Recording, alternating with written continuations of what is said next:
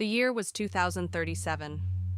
The Earth had entered a new phase of exploration, one that reached beyond the confines of its atmosphere. The idea of colonizing the moon, once the stuff of science fiction, had become a goal of global proportions.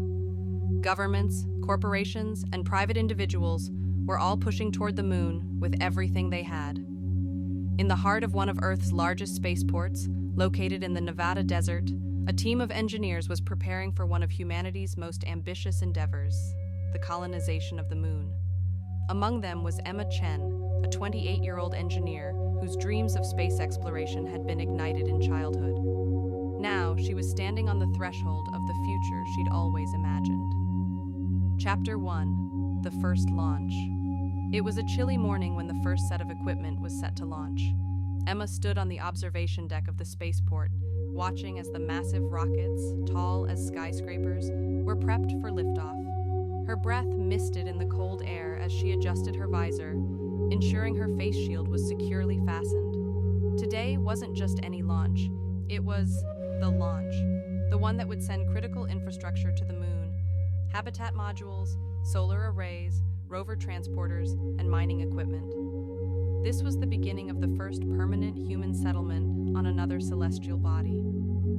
Behind her, the hum of the control room filled the air, the tension palpable as the countdown clock ticked down. Emma's boss, Director of Engineering, Martin Hayes, stood beside her, arms crossed, his graying hair matching the stormy sky above. He had been a pioneer in space exploration in his own right, and now he was her boss, overseeing one of the most difficult phases of the mission. "Emma?" Martin's voice broke through the tension. "You've checked everything, right? The relay systems for the habitat modules, the stabilization units for the solar arrays?" She turned to face him, trying to ignore the flutter of nerves in her stomach. "Yes, sir. Everything's good. I've double-checked the specs, and the relays are optimized for lunar communication. The solar arrays have redundant power systems, and the habitat modules are fitted with the latest life support technology." "Good." Martin paused, his gaze sweeping over the preparations outside. "This is it. All those months of work. It comes down to this moment. The first wave of equipment must land and be operational. No room for mistakes." Emma nodded, her fingers tightening around the edge of her clipboard. "Understood."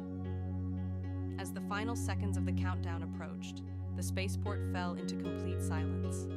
The engines roared to life, and the ground trembled beneath Emma's feet. The rockets shot upward with a force that sent a rush of wind across the launch pad. She watched in awe as the vessels broke through the atmosphere, carrying the first pieces of humanity's future